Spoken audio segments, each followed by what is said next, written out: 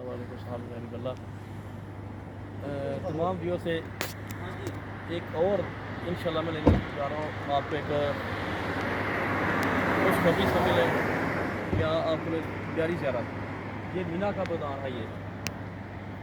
इसमें ये मस्जिद ख़ाइफ है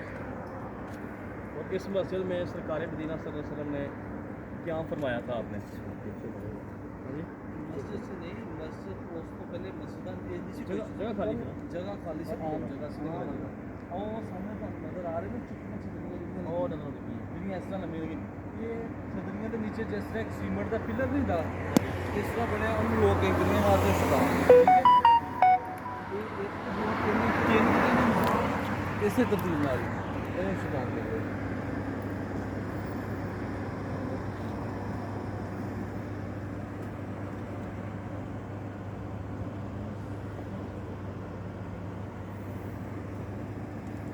सारी खैमा बस्ती